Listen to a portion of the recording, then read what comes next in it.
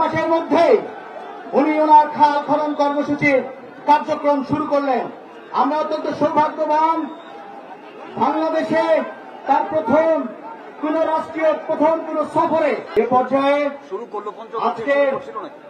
এই সমাবেশের খাল খনন কর্মসূচির প্রধান অতিথি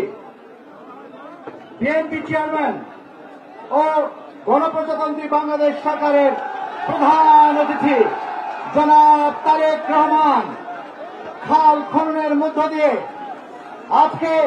নির্বাচনী প্রতিশ্রুতি 1 মাসের মধ্যেই উনি ওনার খাল খনন কর্মসূচির কার্যক্রম শুরু করলেন। আমরা অত্যন্ত সৌভাগ্যবান, বাংলাদেশে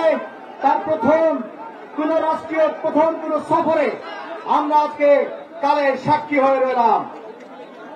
আপনারা সকলে জানেন, এই খাল খননের মধ্যে দিয়ে এবং দিনাজপুরের এই কাহারোল উপজেলায় তার আগমনের মধ্য দিয়ে আমরা যে দীর্ঘদিন ধরে এই জনপদ অবহেলিত, সেই অবহেলিত জনপদের ভাগ্য পরিবর্তনের জন্য আমাদের এই বাংলাদেশের কে নতুন করে বাঁচতে শিখানোর নেতা, নতুন করে বাঁচতে শিখানোর কোন রাষ্ট্রনায়ক জনাব তারেক রহমান, গণপ্রজাতন্ত্রী বাংলাদেশ সরকারের মাননীয় প্রধানমন্ত্রী জনাব তারেক রহমান খাল খননের মধ্য দিয়ে এবং বৃক্ষরোপণের মধ্য দিয়ে উনি 20,000 কিলোমিটার খাল খননের যে কর্মসূচি তার শুরু করলেন এবং এটি দিনাজপুর সহ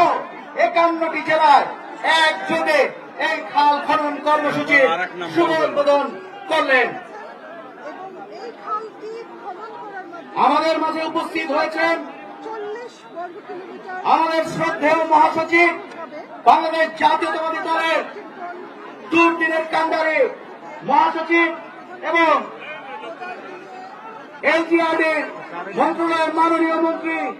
জনাব মির্জা ফখরুল ইসলাম আলমগীর।